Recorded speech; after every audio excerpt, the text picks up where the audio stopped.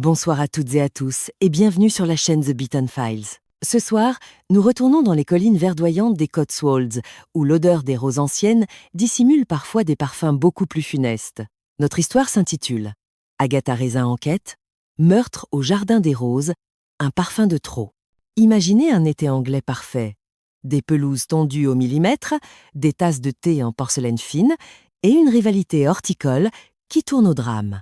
Agatha est prête à en découdre pour un ruban bleu, mais elle va découvrir que dans le jardin de la haute société, les racines du mal sont profondes. Alors, avant de vous installer confortablement dans votre fauteuil préféré, prenez un moment pour mettre un « j'aime » et vous abonner à la chaîne, mais seulement si ce que je fais ici vous plaît vraiment. Cela aide énormément notre petite communauté de détectives amateurs. Dites-nous où vous vous trouvez et quelle heure il est en ce moment dans l'espace commentaire. J'adore savoir que nous sommes écoutés aux quatre coins du monde. Maintenant, éteignez la lumière, allumez peu, être une lampe pour une lueur tamisée. Chassez le chat du clavier, prenez votre tasse de thé ou votre verre de guine et c'est parti pour cette soirée. Chapitre 1. Une épine dans le pied. Agatha Raisin se tenait devant le miroir de sa chambre dans son cottage de Carceli et se livrait à son activité favorite.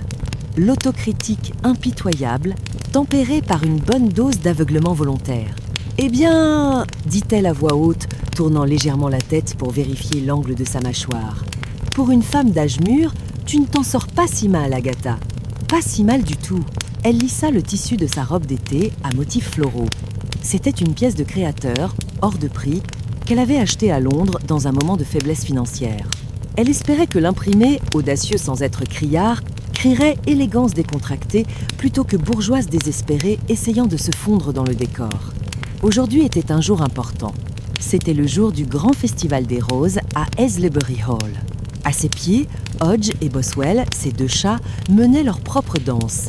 Boswell, le plus affectueux, frottait sa tête contre les chevilles d'Agatha, laissant une traînée de poils gris sur ses bas neufs, tandis que Hodge la fixait avec ce mépris froid et calculateur que seuls les félins et les critiques littéraires maîtrisent à la perfection.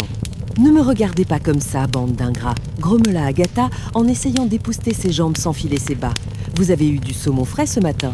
Du saumon qui coûte plus cher que ma propre coupe de cheveux. » Hodge bâilla, exposant une langue rose et râpeuse, visiblement peu impressionné par le sacrifice financier de sa maîtresse. Agatha soupira. C'était là tout le drame de sa vie. Elle avait réussi à bâtir une agence de relations publiques florissante à Londres. Elle avait pris une retraite anticipée dans ce village de cartes postales, et pourtant, elle se sentait toujours jugée. Par ses voisins, par son ex-mari, et même par ses chats. Elle descendit l'escalier, attrapa son sac à main et jeta un dernier coup d'œil anxieux vers la cuisine. Elle avait passé la matinée à sélectionner 3 de ses meilleures roses. Enfin, ces roses était un grand mot.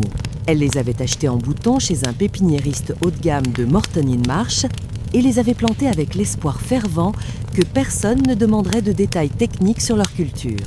Elle les avait coupées ce matin même, les disposant dans un vase en cristal qu'elle tenait maintenant fermement contre sa poitrine, comme une mère protégeant son nouveau-né. Dehors, le village de Carceli étincelait sous le soleil de juillet. C'était une de ces journées rares en Angleterre où le ciel était d'un bleu insolent, sans le moindre nuage, pour menacer les permanentes des dames du comité paroissial. Les toits de chaume doré semblaient gonflés de fierté sous la chaleur. Agatha grimpa dans sa voiture, calant le vase sur le siège passager avec un luxe de précaution, et démarra en direction de Aylesbury Hall. Le domaine se trouvait à seulement quelques kilomètres, une propriété immense qui faisait passer le cottage d'Agatha pour une cabane de jardin. L'ouverture des grilles de Aylesbury Hall était l'événement social de la saison. Tout le comté s'y pressait. En garant sa voiture dans le champ transformé en parking pour l'occasion, Agatha sentit cette familière boule au ventre, ce mélange d'excitation et de terreur sociale. Elle voulait être admirée. Elle voulait que James Lacey, son voisin et éternel amour impossible, la regarde et réalise ce qu'il perdait. En sortant de la voiture, son vase à la main, elle repéra immédiatement la silhouette familière de Madame Blocksby, la femme du pasteur. Celle-ci s'avançait vers elle, vêtue d'un ensemble beige sensible et d'un chapeau de paille modeste. « Bonjour Agatha », dit Madame Blocksby d'une voix douce. « Vos roses sont magnifiques, une couleur tout à fait vigoureuse. »« Vigoureuse ?» répéta Agatha, soupçonneuse. « C'est du rouge cramoisi, Margaret. C'est la couleur de la passion. »« Bien sûr, ma chère. » Elles feront grand effet sur la table des expositions. Avez-vous vu James? Il est déjà arrivé. Il discute près de la fontaine avec Lady Venetia. Le nom fit l'effet d'une douche froide sur l'enthousiasme d'Agatha. Lady Venetia Crowther, la nouvelle maîtresse des lieux, l'organisatrice du festival et accessoirement la femme la plus agaçante que la Terre ait portée depuis l'invention du péché originel. Venetia était tout ce qu'Agatha n'était pas. Grande, svelte, issue d'une vieille famille aristocratique et capable de porter des vêtements en lin sans avoir l'air d'un sac à patates froissé. « Oh, vraiment ?» fit Agatha, tentant de paraître indifférente tout en allongeant le pas vers l'entrée du manoir. Je suppose qu'elle lui demande des conseils pour son guide de voyage. Elles passèrent le guichet d'entrée et pénétrèrent dans la roseraie principale. C'était un spectacle à couper le souffle. Des milliers de fleurs exhalaient un parfum capiteux, sucré et lourd. Des allées de gravier blanc serpentaient entre des massifs géométriques. Mais Agatha n'avait d'yeux que pour le couple qui se tenait près de la grande fontaine centrale. James Lacey était là, beau comme un dieu grec en pantalon chino et chemise blanche ouverte au col. Il riait. Il riait d'un rire franc et charmeur qu'il réservait rarement à Agatha ces derniers temps. Et face à lui, Lady Venetia Crowther rayonnait. Elle portait une robe de soie vert pâle qui flottait autour d'elle comme une brume matinale et un grand chapeau à larges bords qui ombrait ses yeux d'un mystère calculé.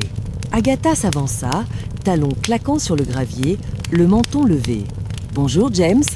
lança-t-elle d'une voix un peu trop forte. James se tourna, son sourire s'effaçant légèrement pour laisser place à une expression de politesse prudente. « Ah, Agatha. Bonjour.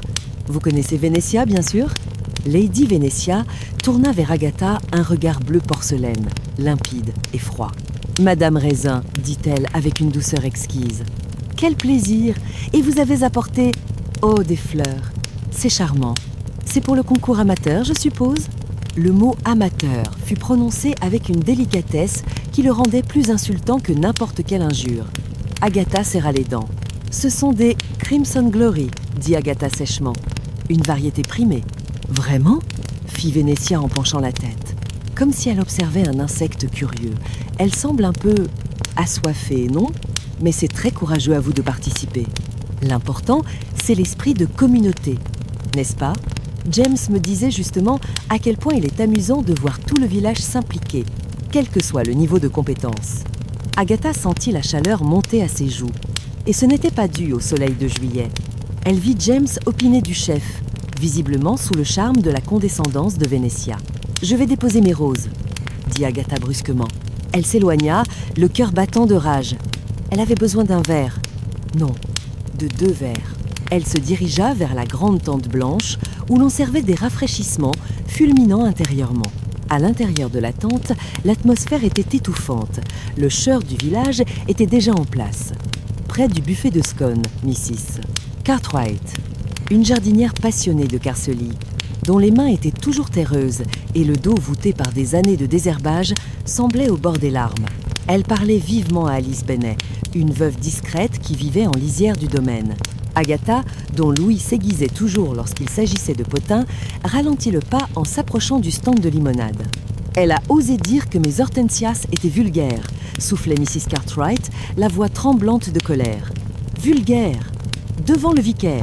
Après tout le mal que je me suis donné pour la décoration de l'hôtel le mois dernier. » Elle ne pense pas ce qu'elle dit, tenta d'apaiser Alice Bennet, bien que son propre visage fût pâle et tiré. Elle est juste exigeante. Vous savez qu'elle veut racheter le bout de terrain derrière chez moi pour agrandir sa roseraie ? Elle m'a fait comprendre que si je refusais de vendre, elle pourrait rendre ma vie très difficile avec le conseil municipal. « C'est une sorcière !» cracha Mrs. Cartwright. « Une sorcière déguisée en fée !» Agatha prit un verre de vin blanc tiède. On ne pouvait jamais compter sur une bonne réfrigération dans ces événements et se sentit soudainement solidaire de ces femmes. Venetia Crowther ne se contentait pas d'être belle et riche. Elle prenait un plaisir sadique à écraser les autres. Agatha avala une gorgée de vin acide. Elle regarda à travers l'ouverture de la tente. Au loin, Martin Fielding, l'intendant du domaine, un homme sec aux cheveux gris et au visage perpétuellement anxieux, courait littéralement derrière Venetia, un carnet à la main. Venetia s'arrêta, pointa un doigt accusateur vers un massif de roses blanches et dit quelque chose qui fit baisser la tête à Martin. Même de loin, on pouvait voir les épaules de l'homme s'affaisser sous le poids de la réprimande. « Eh bien, » murmura Agatha pour elle-même, un léger sourire revenant sur ses lèvres. « Il semblerait que je ne sois pas la seule à vouloir planter un sécateur dans le dos de cette dame. » Elle ne savait pas encore à quel point sa pensée était prophétique. L'après-midi ne faisait que commencer, et le parfum des roses allait bientôt être couvert par l'odeur métallique du sang. Chapitre 2. Un thé au goût amer. La chaleur de l'après-midi s'était installée sur Aslebury Hall comme une lourde couverture de laine étouffante. Ce n'était pas cette chaleur sèche et agréable que l'on trouve en Méditerranée, celle qui invite à la sieste et aux olives marinées. Non, c'était une chaleur anglaise, humide, collante, qui faisait friser les cheveux lissés avec soin et transformait les chemises en coton en instruments de torture. Agatha Raisin sentait ses pieds protester vigoureusement à l'intérieur de ses escarpines à talons hauts. Elle regrettait déjà ses pantoufles en fausse fourrure. Elle regrettait aussi son 3e verre de vin blanc, qui lui donnait maintenant une légère envie de somnoler et une acrimonie accrue envers l'humanité en général. Elle errait dans la salle des prix, une grande orangerie vitrée où les bouquets des compétiteurs étaient alignés sur des tables recouvertes de nappes blanches. L'air y était saturé de parfums floraux, une odeur si dense qu'elle en devenait presque écœurante, rappelant davantage une chapelle ardente qu'une célébration de la nature. Agatha s'arrêta devant son propre vase. Ces 3 roses, Crimson Glory, semblaient un peu tristes. L'une d'elles penchait dangereusement la tête, comme accablée par la honte d'être exposée à côté de la composition spectaculaire de Mrs. Cartwright. Cette dernière avait arrangé une cascade de roses jaunes et oranges nommée Aube sur les Cotswolds, qui avait manifestement demandé des heures de travail et une patience de saint. « C'est magnifique, n'est-ce pas ?» soupira une voix derrière elle. Agatha sursauta et se retourna pour trouver Madame Blocksby. L'épouse du pasteur semblait, comme à son habitude, totalement immunisée contre les éléments. Pas une goutte de transpiration ne perlait sur son front serein. Et son ensemble beige ne montrait aucun pli. Agatha se demanda parfois si son amie n'était pas secrètement un automate divin envoyé pour la faire culpabiliser. « C'est un peu voyant », marmonna Agatha, refusant d'admettre la défaite. « Trop de couleurs. On dirait une salade de fruits qui a mal tourné. » Madame Blocksby sourit avec indulgence. « Vous êtes d'humeur massacrante, Agatha. Est-ce à cause de James ?»« James ?» fit Agatha avec un rire forcé qui sonna comme un aboiement. « Pourquoi serait-ce à cause de James ? Il est libre de faire le paon devant Seth, cet aristocrate de pacotille, autant qu'il le souhaite. Lady Venetia n'est pas de pacotille, ma chère. C'est une Crawford, une très vieille famille. Mais je dois admettre qu'elle a une façon bien à elle de gérer le personnel. Et le voisinage. Le ton de Madame Blocksby avait légèrement changé, perdant de sa douceur habituelle pour laisser percer une pointe d'inquiétude. Agatha, dont le radar à problème était toujours en alerte, se rapprocha. « Que voulez-vous dire ?»« Eh bien, » murmura la femme du pasteur, en jetant un coup d'œil alentour pour s'assurer qu'elle n'était pas écoutée. « J'ai surpris une conversation tout à l'heure. Près du stand de thé, Alice Bennet pleurait. Il semblerait que Lady Venetia ait menacé de lancer une procédure pour faire abattre la haie centenaire d'Alice, sous prétexte qu'elle empiète de 30 cm sur le domaine et gâche la perspective depuis le boudoir. « 30 cm ?» s'indigna Agatha. « C'est ridicule. Alice adore cette haie. C'est tout ce qui la sépare de la route. » Précisément. Et Martin Fielding, le pauvre homme a l'air d'un fantôme. On dit qu'il a commis une erreur dans les commandes de bulbes pour l'automne et Venetia l'a humilié devant les fournisseurs. Elle a la dent dure, cette femme. Sous ses airs de grande dame charitable, elle semble prendre un certain plaisir à exercer son pouvoir. Agatha renifla avec mépris. « Les gens comme ça finissent toujours par avoir ce qu'ils méritent », dit-elle sombrement. « On ne peut pas piétiner tout le village sans qu'un jour quelqu'un ne décide de mordre. » Elle laissa Madame Blocksby pour se diriger vers les toilettes, situées dans une petite dépendance près des cuisines du manoir. Elle avait besoin de s'asperger le visage d'eau froide et de remettre du rouge à lèvres. C'était sa peinture de guerre, et elle refusait de s'avouer vaincue tant qu'elle avait son tube de rouge baiser dans son sac. En approchant du bâtiment en briques rouges, elle entendit des voix élevées. Agatha s'immobilisa instantanément, se collant contre un grand rhododendron. L'espionnage n'était pas une vilaine habitude pour elle. C'était une seconde nature, voire une nécessité professionnelle. « Je ne peux pas, madame. Je ne peux tout simplement pas. » C'était la voix d'un homme étranglé par l'angoisse. C'était Martin Fielding, l'intendant. Ne me dites pas ce que vous pouvez ou ne pouvez pas faire, Martin. La réponse de Venetia était glaciale, tranchante comme une lame de rasoir. Vous avez été négligent. Pire, vous avez été malhonnête. J'ai vu les factures. Si vous croyez que je vais éponger vos petites magouilles pour protéger votre retraite, vous vous trompez lourdement. Mais ce n'était pas pour moi. C'était pour payer les soins d'eux. Cela ne m'intéresse pas, coupa Venetia. Je veux votre lettre de démission sur mon bureau demain matin. Sinon, j'appelle la police. Et croyez-moi, à mon âge et avec mon nom, le commissaire m'écoutera bien plus attentivement qu'il n'écoutera un jardinier voleur. Il y eut un silence, lourd et terrible, suivi du bruit de talons qui s'éloignaient rapidement sur le pavé. Agatha attendit quelques secondes, puis risqua un œil. Elle vit Martin Fielding sortir de l'ombre du bâtiment. Il était blême, ses mains tremblaient violemment. Il tenait un morceau de papier chiffonné qu'il déchira avec rage avant de le jeter dans un buisson. Il avait l'air d'un homme acculé, un animal piégé prêt à tout pour s'échapper. « Intéressant », murmura Agatha. « Très intéressant ». Elle oublia les toilettes et décida de retourner vers la pelouse principale. L'heure de la remise des prix approchait et elle ne voulait pas manquer le moment où Venetia monterait sur l'estrade pour distribuer ses sourires condescendants. Être que James finirait par voir la vipère derrière le masque de beauté. De retour au soleil, l'ambiance avait changé. Une certaine agitation régnait près de l'estrade. Le maire du village, un homme rondouillard qui transpirait abondamment dans son costume de flanelle, consultait sa montre avec nervosité.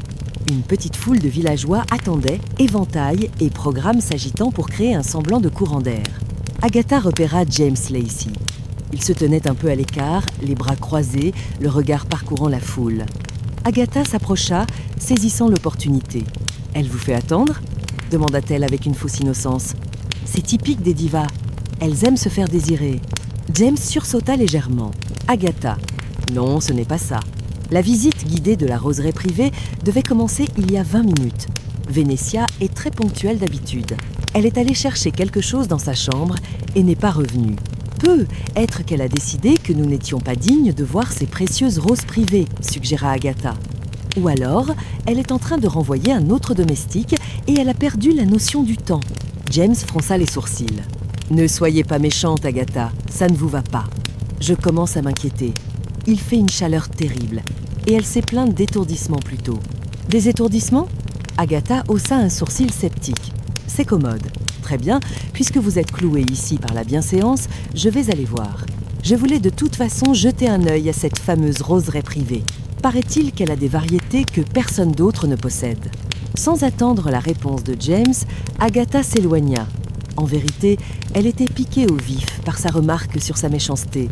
Elle voulait lui prouver qu'elle pouvait être utile, voire héroïque. Et si Venetia s'était simplement évanouie à cause de son corset trop serré ou de son ego trop lourd, Agatha se ferait un plaisir de la ranimer avec une bonne gifle, purement médicale bien entendu. Elle contourna le manoir par l'aile ouest, suivant les panneaux fléchés, roseraie privée, accès interdit. Le sentier s'enfonçait dans une zone plus ombragée, bordée de haies de ifs taillées en forme géométrique stricte. Le bruit de la foule s'estompa, remplacé par le bourdonnement incessant des abeilles et le chant d'un merle solitaire. La roseraie privée était un endroit clos, intime, entouré de vieux murs de pierre qui emmagasinaient la chaleur.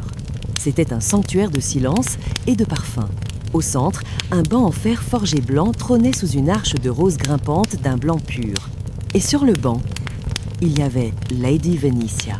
Agatha s'arrêta net. Venetia était allongée, ou plutôt affaissée, dans une pose qui aurait pu être théâtrale si elle n'avait pas été si désarticulée. Son grand chapeau avait glissé sur l'herbe. Une main pendait vers le sol, les doigts relâchés. « Lady Venetia ?» appela Agatha, sa voix résonnant étrangement dans le silence du jardin clos. Pas de réponse.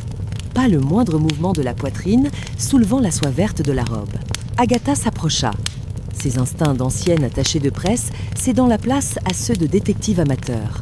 Elle sentit une odeur forte qui n'était pas celle des roses. C'était un parfum lourd, musqué, presque oriental. Elle remarqua un petit flacon en verre renversé sur les graviers près de la main de Venetia. Un liquide ambré s'en était échappé, tachant les pierres blanches. Mais ce n'était pas ce qui glaça le sang d'Agatha. Sur le banc, posé avec une précision maniaque juste à côté de la tête de Venetia, se trouvait un sécateur de jardinier. Ses lames brillaient au soleil, immaculées, comme s'il venait d'être nettoyé. Et sur la poitrine de Venetia, épinglé grossièrement sur la soie délicate, il y avait un ruban. Pas n'importe quel ruban. C'était un ruban de prix, bleu roi, avec l'inscription dorée « Premier prix, meilleure rose ». Agatha tendit la main pour toucher le cou de Venetia, bien qu'elle connût déjà la réponse. La peau était encore chaude, mais il n'y avait aucun pouls. Les yeux bleus de Lady Venetia fixaient le ciel azur avec une expression de surprise totale, comme si la mort était une invitée qu'elle n'avait pas autorisée à entrer dans sa fête. Agatha recula d'un pas, le cœur battant à tout rompre dans sa poitrine. Elle regarda autour d'elle, scrutant les ombres des haies, les coins sombres du jardin clos. Elle eut la sensation soudaine et désagréable d'être observée. Le silence n'était plus paisible. Il était lourd, chargé de menaces. « Eh bien, dit-elle à voix basse, s'adressant au cadavre avec cette familiarité qu'elle réservait aux moments de crise extrême. « Il semblerait que quelqu'un ait décidé de vous couper la tige, ma chère. » Elle sortit son téléphone portable de son sac à main, ses doigts glissant un peu sur l'écran tactile à cause de la transpiration. Elle composa le numéro de Bill Wong, le sergent de police local, et son ami de toujours. « Bill, c'est Agatha. »« Non, ne raccroche pas. Je suis à Aslebury Hall. » « Oui, le festival des fleurs. Écoute-moi bien, tu vas devoir venir. Et amène le médecin légiste. »« Non, je n'ai rien fait. » »« Enfin, pas encore. Mais la fête est finie.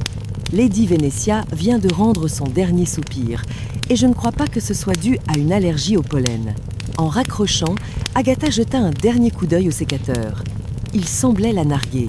C'était un outil ordinaire, le genre qu'on trouvait dans n'importe quelle remise de Carceli, dans la main de Mrs. Cartwright, de Martin Fielding ou même d'Alice Bennet. Soudain, un bruissement se fit entendre derrière la haie de If. Une branche craqua. Agatha se retourna brusquement. « Qui est là » cria-t-elle. Personne ne répondit. Juste le silence et le parfum entêtant trop sucré de ce flacon renversé qui commençait à lui donner la nausée. Agatha Raisin savait une chose avec certitude.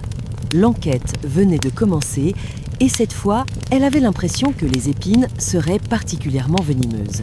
Chapitre 3. Sirène et sécateur. L'arrivée de la police dans un village anglais des Cotswolds est toujours un spectacle qui tient autant du théâtre de boulevard que de la procédure judiciaire. Le silence feutré de la roseraie privée fut d'abord brisé par le hurlement lointain, puis, de plus en plus strident, des sirènes. Ce bruit anachronique fit s'envoler une volée de pigeons du toit du manoir et provoqua un frisson collectif parmi les invités restés près de la tente-à-thé. Agatha Raisin, toujours plantée près du banc où gisait le corps de Lady Venetia, attendait de pied ferme.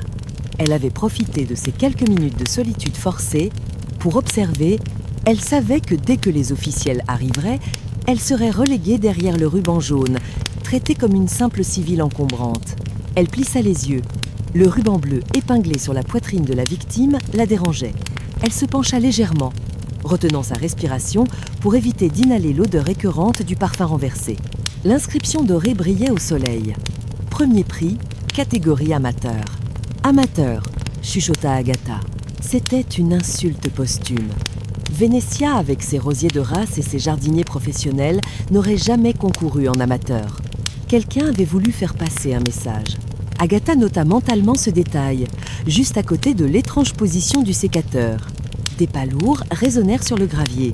Le sergent Bill Wong apparut à l'entrée de la roseraie, le visage rouge et l'uniforme déjà marqués par la chaleur.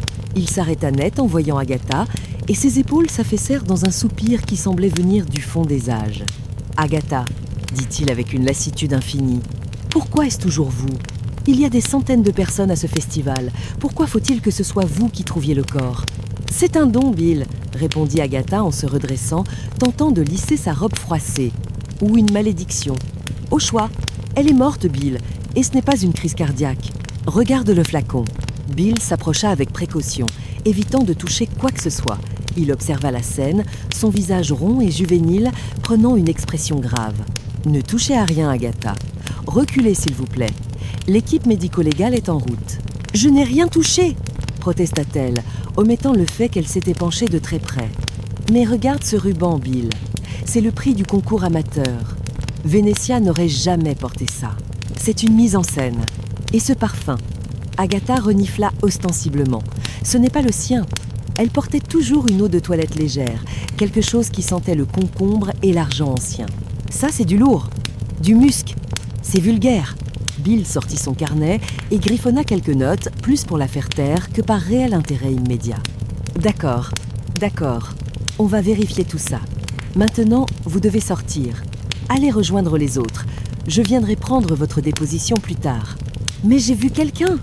Enfin, j'ai entendu quelqu'un. Dans les buissons, juste avant que je t'appelle. Bill leva les yeux au ciel, bien que son regard restât affectueux.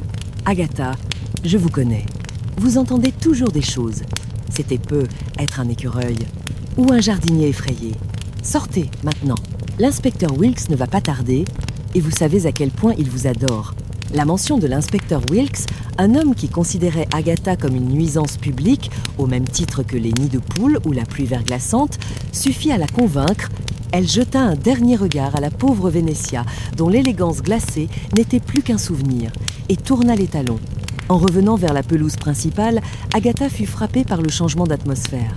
La fête champêtre s'était transformée en veillée funèbre, hystérique. Les groupes s'étaient resserrés. Les chuchotements volaient d'une oreille à l'autre comme des insectes affolés. Elle repéra James Lacey près de la fontaine. Il était pâle, les traits tirés. Il semblait avoir vieilli de 10 ans en l'espace d'1 heure.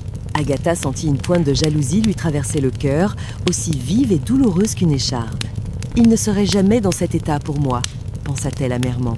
Elle s'approcha de lui et posa une main hésitante sur son bras. « James ?»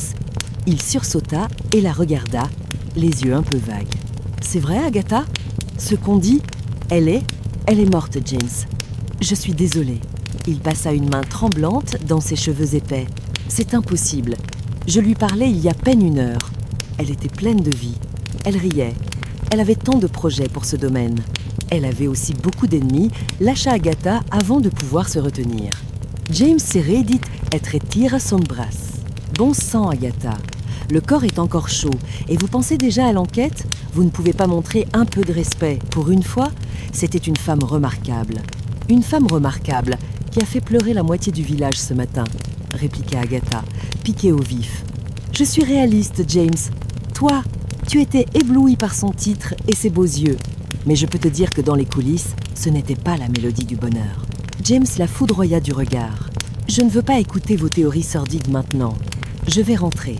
La police saura me trouver si elle a besoin de moi. Il s'éloigna à grandes enjambées, la laissant seule au milieu de la foule bourdonnante. Agatha sentit les larmes lui monter aux yeux. Elle avait voulu l'aider, le consoler, et voilà qu'elle avait encore tout gâché avec sa grosse langue maladroite. Il ne le pensait pas, dit une voix douce à ses côtés. C'était Madame Blocksby. Elle tenait 2 tasses de thé en plastique. Miracle de logistique dans ce chaos. Tenez, buvez ça. C'est très sucré, c'est bon pour le choc. Agatha prit la tasse, reconnaissante. Le liquide brûlant et trop doux lui fit du bien. Il me déteste, Margaret. Dès qu'il s'agit de cette femme, il perd tout sens commun. Il est sous le choc, Agatha. Et vous savez que les hommes ont du mal à gérer les émotions fortes. Ils préfèrent la colère à la tristesse. C'est plus facile à porter. Autour d'elle, le chœur de Carceli battait son plein. Agatha tendit l'oreille, son instinct reprenant le dessus sur son chagrin. Près du stand de gâteaux, 2 dames âgées, piliers de l'association des tricoteuses, échangeaient leurs impressions avec une avidité morbide. « Il paraît que c'est le cœur. Trop de chaleur, disait l'une. « Pas du tout, coupa l'autre. J'ai vu la police emporter un sac. C'est un poison, je vous le dis. Ma nièce qui travaille aux cuisines a dit que Martin Fielding lui avait servi une boisson spéciale juste avant. Martin, le petit intendant, il n'aurait pas fait de mal à une mouche. Quoique, elle l'a traité comme un chien ce matin. Tout le monde l'a vu. Un peu plus loin, un groupe d'hommes du village, dont le boucher et le patron du pub, discutaient d'un ton grave. « C'est le projet d'extension », grogna le boucher. Elle voulait exproprier Alice Bennet.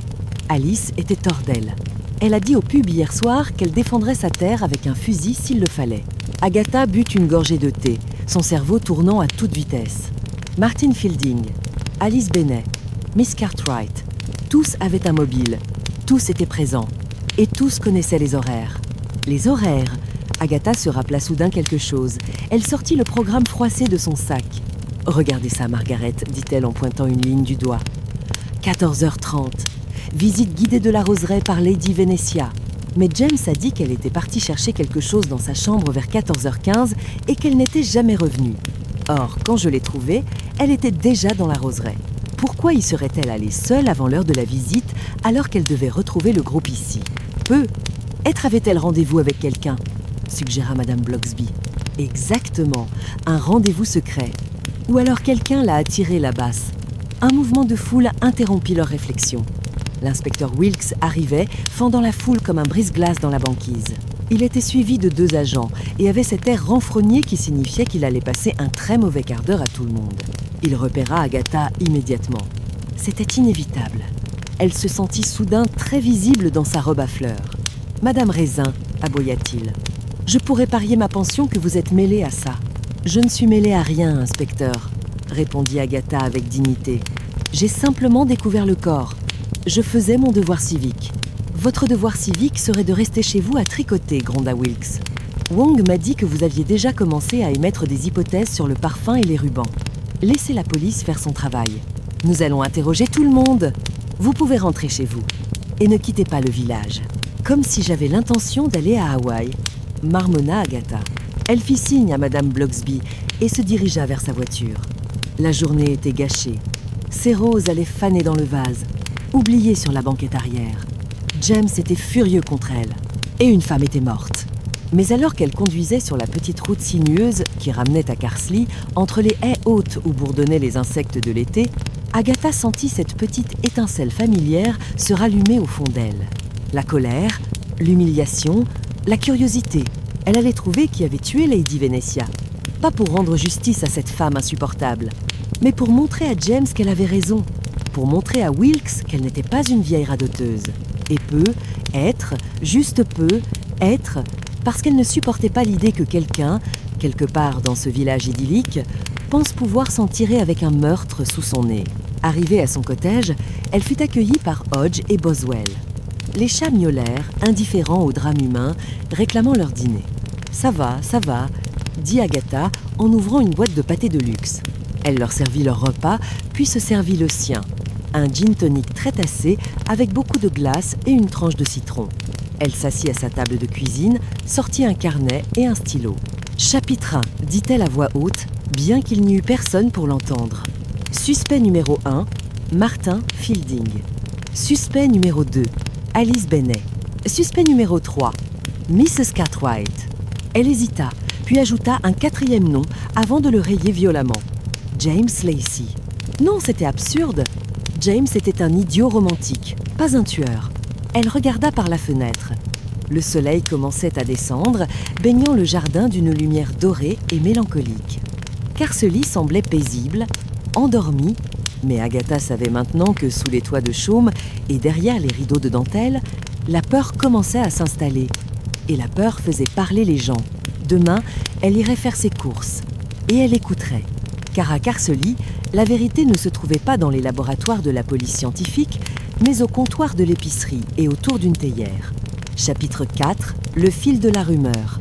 Le lendemain matin, Agatha s'éveilla avec la sensation désagréable qu'un petit animal à fourrure avait élu domicile dans sa bouche. Sa tête martelait un rythme sourd, souvenir persistant du vin blanc bon marché de la veille et du gin tonic corsé qui avait suivi. Elle repoussa la couette, manquant d'écraser Boswell, qui dormait en boule sur ses pieds.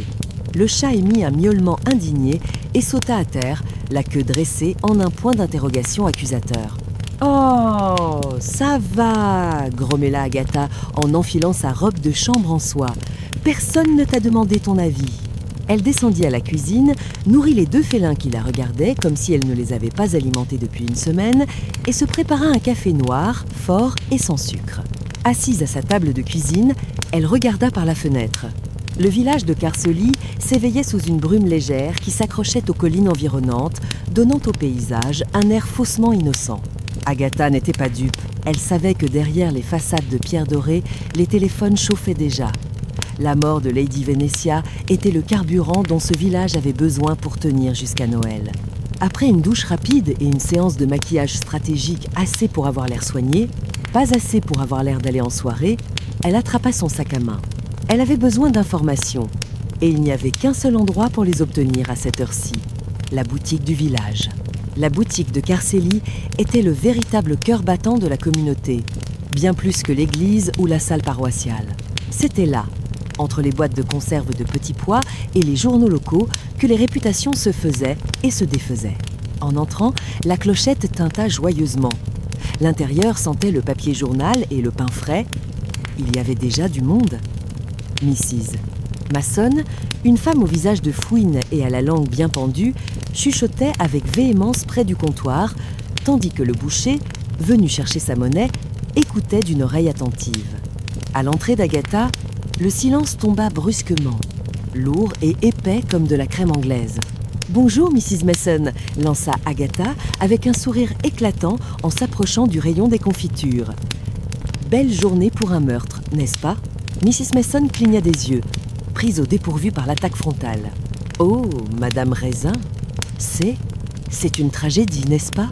Une telle dame !»« Une tragédie, certes, » répondit Agatha en saisissant un pot de marmelade d'orange qu'elle n'avait aucune intention d'acheter. Mais on dit que la police s'intéresse de très près au personnel. C'était l'appât. Mrs. Mason mordit à l'hameçon instantanément. Le personnel, pensez-vous, c'est ce pauvre Martin Fielding. La police l'a emmené ce matin à l'aube. Mon mari les a vus passer. Il était menotté. Menotté ? Fit Agatha, haussant les sourcils. Pour un simple interrogatoire, ils doivent avoir des preuves solides. On dit qu'ils ont trouvé une lettre, intervint la commerçante derrière son comptoir, incapable de rester en dehors de la conversation. Une lettre de menace qu'il avait écrite. Et apparemment, il y avait de l'arsenic dans la cabane de jardinage. « De l'arsenic ?» répéta Agatha. « C'est un peu démodé, non ? Et puis, pour un jardinier, c'est presque un outil de travail. » « Pas quand on le retrouve dans le thé de la châtelaine », rétorqua Mrs. Mason avec un air de savoir absolu.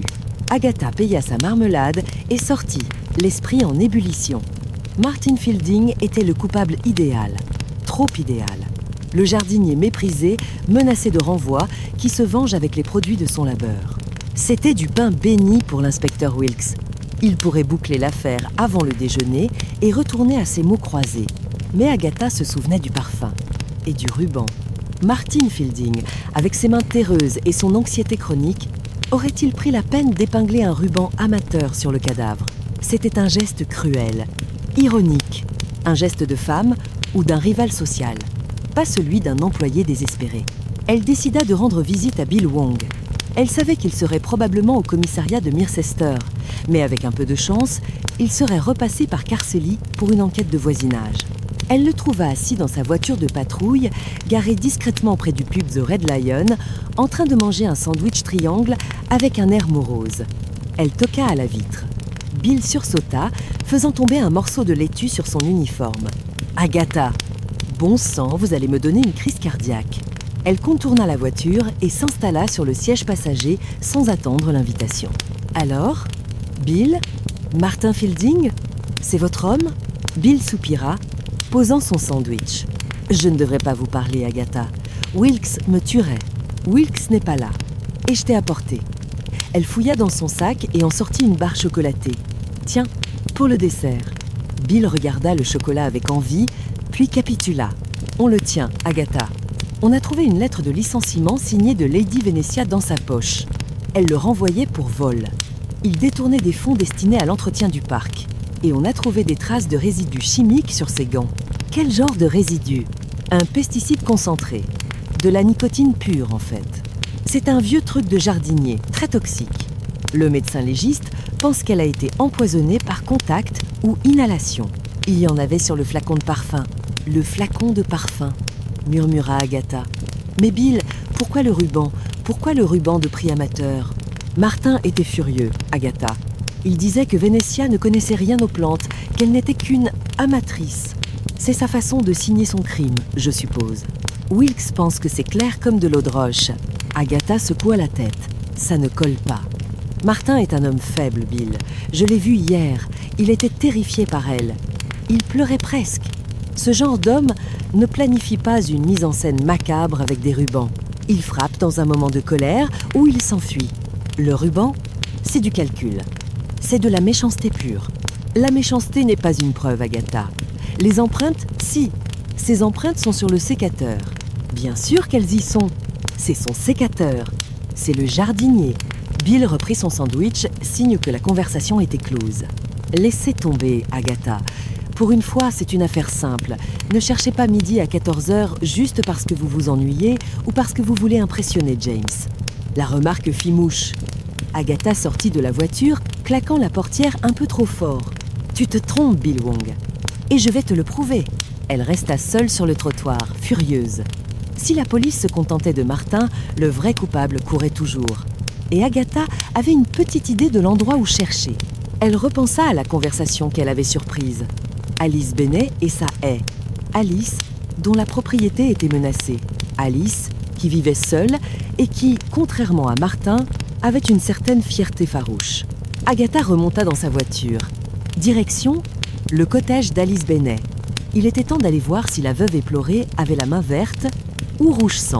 En chemin, elle passa devant le presbytère. Madame Bloxby était dans son jardin, en train de couper des roses fanées. Une image de paix qui contrastait violemment avec les pensées d'Agatha. Elle klaxonna brièvement et la femme du pasteur leva la main en un salut amical. Agatha se sentit soudain un peu moins seule.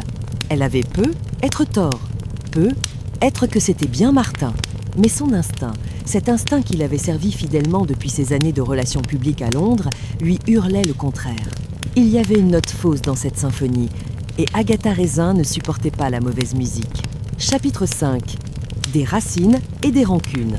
Le cottage d'Alice Bennet, baptisé avec un manque d'originalité flagrant, les Saules, se trouvait à la lisière exacte de Carsley et du vaste domaine de Haslebury Hall. C'était une petite bâtisse en pierre grise, recouverte d'un lierre envahissant qui semblait vouloir engloutir la maison pour la rendre à la nature. Contrairement aux pelouses manucurées aux ciseaux à ongles de Lady Venetia, le jardin d'Alice possédait un charme anarchique. Des delphiniums géants se battaient en duel avec des roses trémières et les allées d'herbe étaient tondues avec une irrégularité qui trahissait soit un esprit bohème, soit une tondeuse en fin de vie. Agatha gara sa voiture un peu de travers sur le bas-côté, manquant d'écraser une touffe de pissenlit. Elle vérifia son reflet dans le rétroviseur. Son rouge à lèvres avait tenu le coup, mais ses yeux trahissaient un mélange de fatigue et d'excitation prédatrice. Elle n'allait pas là-bas en amie, bien qu'elle ait l'intention de jouer ce rôle à la perfection. Elle y allait en chasseuse. Avant même d'atteindre le portillon en bois qui grinçait lugubrement au moindre souffle de vent, Agatha fut interpellée. « Vous venez pour la maison ?» cria une voix aigre. Agatha pivota sur ses talons. De l'autre côté de la route, dans un jardin potager d'une rigueur militaire, Mrs. Cartwright était penchée sur un rang de carottes. Elle brandissait une binette comme s'il s'agissait d'une arme médiévale. Mrs. Cartwright était une femme sèche, aux articulations noueuses et au visage tanné par des années de jardinage compétitif. Elle était aussi, Agatha le savait, l'une des principales rivales de Venetia au concours de roses. « Bonjour, Mrs. Cartwright », répondit Agatha en traversant la route, flairant une opportunité. « Non, je venais juste prendre des nouvelles d'Alice. Tout ce drame, cela a dû la secouer. » Mrs. Cartwright se redressa, faisant craquer son dos avec un bruit sec. Elle essuya ses mains terreuses sur son tablier. La secouer ? Si vous voulez mon avis, elle doit surtout être soulagée. Cette garce de Venetia paix à son âme, ajouta-t-elle sans la moindre conviction, allait lui voler son terrain. Elle avait déjà envoyé les géomètres. Alice était hors d'elle. Je l'ai vue l'autre soir, au pub. Elle pleurait dans sa bière en disant qu'elle préférerait brûler sa maison plutôt que de la laisser à cette femme. C'est violent, commenta Agatha, adoptant son air le plus innocent. Mais de là à tuer. La police a arrêté Martin Fielding, vous savez. Martin ? Mrs. Cartwright émit un rire qui ressemblait au croassement d'un corbeau. Martin n'a pas le cran. C'est un pleurnichard. Il se serait suicidé avant de tuer qui que ce soit. Non.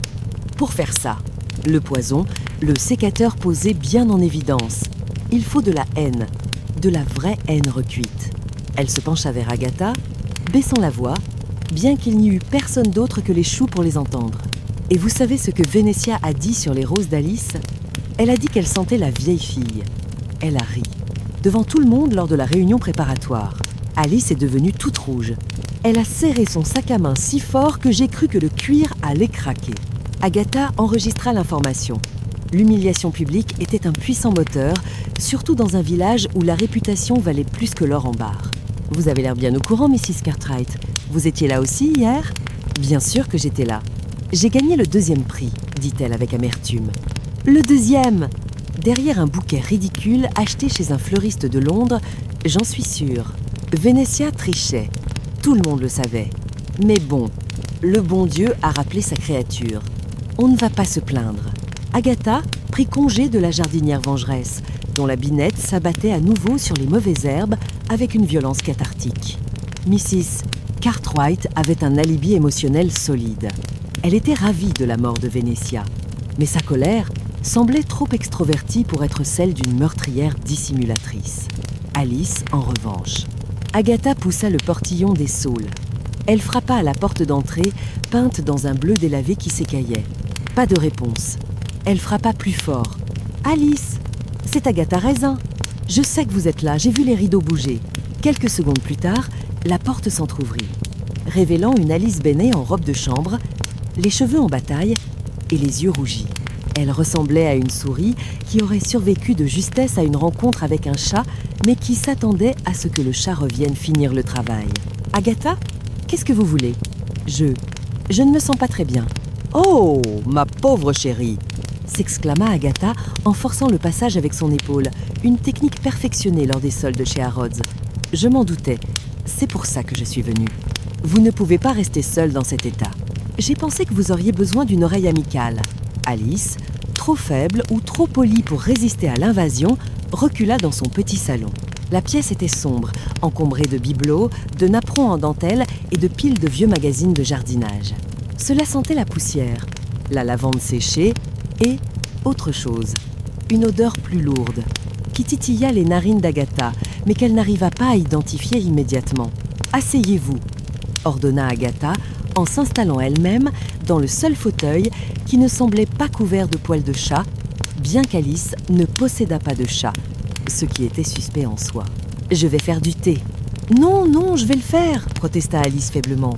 Pendant qu'Alice s'affairait dans la cuisine adjacente, Agatha balaya la pièce du regard. Sur le manteau de la cheminée, il y avait une photo encadrée d'Alice, plus jeune, posant fièrement devant sa fameuse haie de thuya. À côté, une lettre ouverte portant l'entête d'un cabinet d'avocats. Agatha se leva discrètement et jeta un coup d'œil. C'était une mise en demeure concernant les limites de propriété. La signature au bas de la page était celle de l'avocat de la famille Crowther. Alice revint avec un plateau tremblant. Agatha se rassit précipitamment. Alors, Alice commença Agatha en prenant sa tasse, ignorant le fait que le lait semblait avoir tourné. « La police a arrêté Martin. Vous devez être soulagée. » Alice posa sa tasse avec un cliquetis nerveux. « Martin ? Oh mon Dieu ! Le pauvre homme. Il n'a rien fait, Agatha. Je le sais. Comment pouvez-vous en être si sûre ? Il avait un mobile. Elle l'avait renvoyé. Parce que Martin est un lâche, s'écria Alice, avec une soudaine véhémence qui surprit Agatha. Il n'aurait jamais osé toucher un cheveu de sa tête. Il avait trop peur d'elle. Vénétia. Vénétia était un monstre. Agatha posa sa tasse, satisfaite. La souris commençait à rugir. « Un monstre ? Tu es une motte forte !» Elle était cruelle, Agatha. Vous ne savez pas, elle ne voulait pas seulement agrandir son parc. Elle voulait m'effacer. Elle a dit que ma maison était une verrue sur le paysage. Une verrue, c'est la maison de ma grand-mère. Et me rose. Alice se mit à pleurer, de petits sanglots secs et roctants. Elle a ri de mes roses. Elle a dit que c'était des variétés de catalogue, sans âme, que je n'avais aucun goût. Elle m'a humiliée devant James Lacey. Agatha sentit ses oreilles se dresser. James ? Il était là ? Oui. Il était avec elle l'autre jour quand elle est venue inspecter la limite du terrain. Il a ri aussi, Agatha. Enfin, il a souri, pour lui plaire. Il était comme un petit chien savant devant elle. Tous les hommes étaient comme ça avec elle. Roy Silver, l'autre jour, lui a même baisé la main comme si c'était la reine d'Angleterre. La jalousie, froide et familière, serra le cœur d'Agatha. James et Roy, tous les deux ensorcelés par la gorgone, cela lui donnait une raison de plus de détester la victime. Mais cela donnait surtout à Alice une raison de plus de la tuer. L'humiliation sociale couplée à la menace existentielle de perdre sa maison. « Alice !» demanda Agatha doucement. « Où étiez-vous hier après-midi » Entre 2h et 2h30. Alice se figea. Ses larmes s'arrêtèrent instantanément. J'étais ici. Je me préparais. Vraiment ? Pourtant, Mrs. Cartwright dit vous avoir vu partir vers le manoir bien avant l'heure de la cérémonie. Avec un grand sac, Alice devint blême. Elle tritura le tissu de sa robe de chambre. J'y suis allée tôt, pour déposer mon bouquet en secret. Je ne voulais pas croiser Vénétia. Je voulais juste laisser mes fleurs et partir. Mais quand je suis arrivée près de la roseraie, j'ai entendu des voix. Des voix? Qui? Vénétia. Elle se disputait. Avec Martin? Non, ce n'était pas Martin. C'était une voix d'homme, mais plus grave. Et une autre voix, une femme. Elle criait, elle disait « Tu ne peux pas me faire ça après tout ce que j'ai fait pour toi. » Et vous avez vu qui c'était? Pressa Agatha, penchée en avant. Non, j'ai eu peur. Je me suis cachée derrière la haie. Puis j'ai entendu un bruit de verre brisé. Et le silence. Je me suis enfuie, Agatha. J'ai couru jusqu'ici. Je n'ai même pas déposé mes fleurs. Agatha observa Alice attentivement. L'histoire était plausible. Mais elle pouvait aussi être une invention complète pour détourner les soupçons. Vous n'avez rien dit à la police? Et me retrouver accusée? Avec cette lettre de l'avocat? Ils auraient dit que je l'avais tué pour sauver ma maison. Et Martin? Martin est le coupable idéal, non? C'est horrible à dire, mais s'il est en prison, ils ne chercheront pas plus loin. C'était d'un cynisme effrayant venant d'une femme qui tricotait des napperons. Agatha se leva. Elle avait besoin de réfléchir. L'air de la pièce devenait irrespirable. En se dirigeant vers la porte, Agatha passa près d'un manteau accroché au porte-manteau dans l'entrée. C'était un imperméable léger, beige. Et là, flottant autour du tissu, elle le sentit à nouveau. Cette odeur. Ce n'était pas la lavande. Ce n'était pas l'odeur de renfermé. C'était une effluve lourde, musquée, sucrée. La même odeur que celle du flacon brisé près du corps de Vénétia. Une odeur de parfum bon marché, essayant de se faire passer pour du luxe oriental. Agatha s'arrêta, la main sur la poignée de la porte. « Vous avez changé de parfum, Alice ?» demanda-t-elle sans se retourner. « Pardon ?» fit Alice depuis le salon. « Oh, je ne porte jamais de parfum, juste de l'eau de Cologne à la rose. »« Pourquoi ?»« Pour rien. Juste une impression. Reposez-vous bien, Alice. Et fermez votre porte à clé, on ne sait jamais qui rôde. » Agatha sortit dans la lumière crue de midi. Son cœur battait la chamade. Alice mentait. Le parfum était sur son manteau. Soit elle portait ce parfum, soit elle avait été assez proche de Vénétia ou du flacon brisé pour s'en imprégner. Elle remonta dans sa voiture, l'esprit en ébullition. Martin était peu, être un voleur, mais Alice Bennet était sur les lieux du crime. Elle avait un mobile en béton armé. Et elle sentait le cadavre. Pourtant, quelque chose clochait. « Tu ne peux pas me faire ça après tout ce que j'ai fait pour toi. » Si Alice disait vrai à propos de la dispute, cette phrase ne collait pas avec un conflit de voisinage. Cela sonnait comme une trahison intime, une affaire de cœur ou de chantage. Agatha sortit son téléphone. Elle devait parler à la seule personne capable de lui donner des informations sur les relations privées de Vénétia sans passer par la case prison, Roy Silver. Son ami de Londres, qui avait apparemment baisé la main de la victime, saurait sûrement quel squelette la belle aristocrate cachait dans son placard Louis XV. Mais d'abord, elle devait rentrer nourrir ses chats. Dans ce monde de mensonges et de meurtres, l'appétit vorace de Hodge et Boswell restait la seule vérité constante et rassurante. Et accessoirement, elle avait une furieuse envie de cigarette, une habitude qu'elle essayait d'arrêter pour la 100e fois, mais qu'un bon meurtre rendait toujours indispensable. Chapitre 6. Allô Londres, ici le crime. Une fois rentrée dans la sécurité relative de son cottage, Agatha s'affala sur son canapé en chintz, repoussant doucement Boswell, qui tentait d'escalader sa poitrine comme s'il s'agissait de l'Everest. Elle avait besoin de 2 choses, de la nicotine et des informations. Elle se dirigea vers la porte-fenêtre, donnant sur le jardin, sortit un paquet de cigarettes qu'elle gardait caché derrière une boîte de thé. Une cachette que même sa femme de ménage n'avait pas encore découverte, ou du moins avait la gentillesse d'ignorer, et en alluma une avec une culpabilité délicieuse. Elle aspira la fumée, regardant ses roses Crimson Glory faner doucement dans le salon. Elles avaient perdu leur chance de gloire, tout comme Lady Vénétia avait perdu la vie. Agatha saisit son téléphone et composa le numéro de Roy Silver. Roy, son ancien collègue de l'agence de relations publiques, était un homme qui considérait les Cotswolds comme un parc à thème boueux et Agatha comme une source inépuisable de divertissements macabres. « Allô ?» fit une voix traînante à l'autre bout du fil. « Agatha, ma vieille, je pensais justement à toi. Je me demandais si tu étais morte d'ennui ou si tu avais encore trébuché sur un cadavre. La deuxième option, Roy, répondit Agatha sèchement. Et tu la connaissais, Lady Venetia Crowther. Il y eut un sifflement à l'autre bout de la ligne. Venetia, la reine des roses, morte? Ne me dis pas que tu l'as tuée par jalousie parce qu'elle portait mieux le chapeau que toi. Très drôle. Elle a été assassinée hier, au festival. Et puisque tu lui as fait du charme l'autre jour en lui baisant la main comme un gigolo de bas étage, j'ai pensé que tu pourrais m'éclairer. Je ne lui faisais pas du charme, Agatha, je réseautais.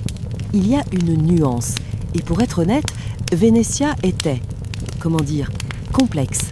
Agatha s'installa plus confortablement, s'endrant dans un pot de géranium. Raconte-moi tout. Ne laisse rien de côté, même les détails sordides. Surtout les détails sordides. Eh bien, commença Roy, son ton devenant conspirateur. Venetia n'a pas toujours été Lady Crowther. Avant d'épouser le vieux Lord Crowther qui est mort 6 mois après le mariage, soit dit en passant, ce qui était très pratique. Elle s'appelait Venetia Higgins. Elle travaillait dans une galerie d'art à Mayfair. Elle avait une réputation, disons, d'arriviste féroce. Elle était fauchée, Agatha. Fauchée, mais le domaine. Les fêtes, les robes de créateurs, tout en façade, ma chérie. Le domaine est hypothéqué jusqu'aux gargouilles. Elle cherchait désespérément de l'argent liquide.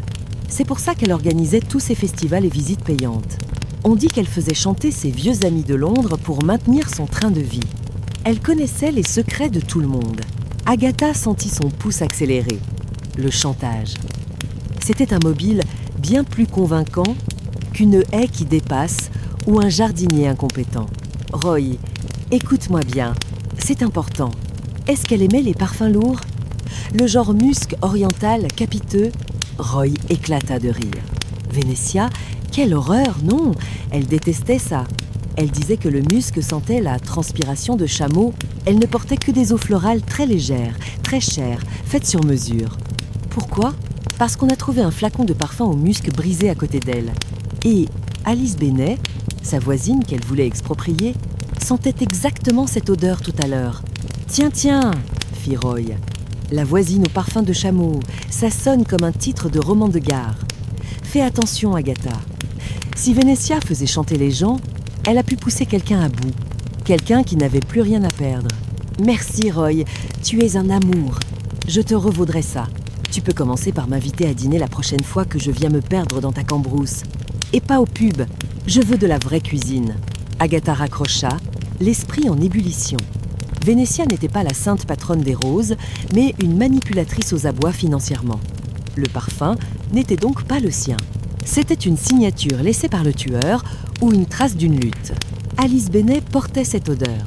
Mais était-ce parce qu'elle l'utilisait ou parce qu'elle avait été en contact physique étroit avec quelqu'un qui le portait? Ou avec le flacon lui-même? Son estomac émit un gargouillis sonore, rappelant à Agatha qu'elle n'avait rien avalé depuis son café matinal. L'enquête creusait l'appétit. Elle écrasa sa cigarette, prit une veste légère, la soirée commençait à fraîchir, et se dirigea vers le pub The Red Lion. Si la boutique du village était le cerveau des rumeurs, le pub en était l'estomac. C'était là que l'on digérait les nouvelles, souvent avec un peu d'alcool pour faire passer le tout. Le Red Lion était bondé. L'atmosphère était un mélange étrange de morosité et d'excitation fiévreuse. Agatha se fraya un chemin jusqu'au bar, saluant de la tête quelques connaissances qui détournèrent le regard ou chuchotèrent sur son passage. Elle avait l'habitude. Être la détective du village vous rendait à la fois célèbre et suspecte. Elle commanda un fish and chips et une pinte de bière blonde, puis s'installa à une petite table dans un coin, le dos au mur, position stratégique pour observer la salle. À la table voisine, le vicaire Alf Bloxby discutait avec le docteur du village. « C'est une affaire terrible, disait le vicaire en secouant la tête au-dessus de sa bière. Martin est un paroissien fidèle. Je ne peux pas croire qu'il ait fait ça de sang-froid. La pression, Alf, répondit le docteur. La pression peut faire craquer n'importe qui. Et puis, il y avait cette histoire de lettres. Apparemment, elle menaçait de révéler qu'il avait un casier judiciaire de jeunesse. Une bêtise d'adolescent, un vol de voiture, mais à son âge, ça aurait détruit sa réputation. Agatha notait mentalement. Le chantage encore. Venetia semblait avoir un dossier sur chacun. Soudain, la porte du pub s'ouvrit et James Lacey entra. Il avait l'air d'avoir passé la nuit dans une essoreuse. Ses vêtements étaient froissés, son visage mal rasé et ses yeux cernés. Il s'approcha du bar, commanda un whisky double et but la moitié d'un trait. Le cœur d'Agatha se serra. Elle détestait le voir ainsi, même si une partie d'elle ne pouvait s'empêcher de penser « Je t'avais prévenu ». Elle attendit qu'il se tourne vers la salle pour lui faire un petit signe de la main. Il hésita, puis, avec un air de résignation, s'approcha de sa table. « Je peux m'asseoir » demanda-t-il sa voix rauque. « Bien sûr, James. Tu as l'air fatigué. C'est un euphémisme. La police m'a interrogé pendant 2 heures cet après-midi. Il voulait savoir exactement quelle était la nature de ma relation avec Vénétia. Et quelle était-elle ? Demanda Agatha, retenant son souffle. James soupira et s'assit lourdement. Professionnelle, Agatha. Surtout professionnelle. Elle voulait que j'écrive l'histoire de sa famille pour un livre qu'elle comptait vendre à la boutique du manoir. Elle disait que ça rapporterait beaucoup. Elle avait besoin d'argent, dit Agatha. James la regarda avec surprise. Comment le savez-vous ? J'ai mes sources. Elle faisait chanter les gens, James. Martine, Alice. Peu, être d'autres. Elle était désespérée. James passa une main sur son visage. Je ne voulais pas le croire, mais hier, juste avant qu'elle ne disparaisse dans la roseraie, je l'ai vue. Elle n'était pas seule. Tu l'as vue ? Avec qui ? Je ne sais pas, dit James frustré. J'étais loin, près du parking. J'ai vu une silhouette près de la petite porte latérale du jardin clos. Une femme. Elle portait un imperméable beige et un foulard sur la tête. Elle semblait se disputer violemment. Vénétia a fait un geste brusque, comme pour la repousser. Un imperméable beige, répéta Agatha lentement, comme celui d'Alice Bennet. Peut être. C'est un vêtement courant. Mais ce qui m'a frappé, c'est qu'après que la femme soit partie, Vénétia a ramassé quelque chose par terre. Quelque chose qui brillait. Et elle a ri. Un rire méchant, Agatha. Ça m'a glacé le sang. L'arrivée du fish and chips d'Agatha interrompit leur conversation. L'odeur de la friture chaude et du vinaigre de Malte remplit l'espace entre eux, un rappel prosaïque que la vie continuait. « James ?» dit Agatha en plantant sa fourchette dans un morceau de poisson doré. « Je crois que Martin est innocent. Je crois que Vénétia a poussé la mauvaise personne trop loin. Et je crois que cette personne est encore dans le village. Vous ne devriez pas vous en mêler, Agatha. C'est dangereux. » « C'est ce que tout le monde me dit, » répliqua-t-elle avec un sourire en coin. « Mais tu me connais. Je suis comme un terrier avec un os. Je ne lâche jamais prise. » Alors qu'elle mangeait, son regard fut attiré par une femme assise au bar. C'était Mrs. Cartwright. Elle buvait un gin tonic, seule. Elle portait une veste en tweed, mais posée sur le tabouret à côté d'elle, il y avait un sac en toile. Et dépassant du sac, Agatha crut apercevoir le coin d'un tissu beige. Un imperméable ? Agatha plissa les yeux. Mrs. Cartwright avait dit qu'elle avait vu Alice partir vers le manoir. Mais si c'était Mrs. Cartwright elle-même qui y était allée ? Elle avait été humiliée publiquement. Elle était une jardinière féroce, capable de manier des produits chimiques dangereux. Soudain, Mrs. Cartwright se leva pour aller aux toilettes.